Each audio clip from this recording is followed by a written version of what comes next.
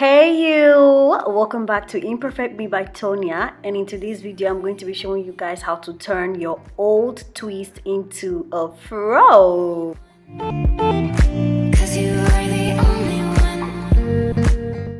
So all you need to do is untwist your hair, and when you're done untwisting it the first time, come back the second round and untwist again. Like, take the one you've untwisted and untwist it again until you get the size of coils that you're going for.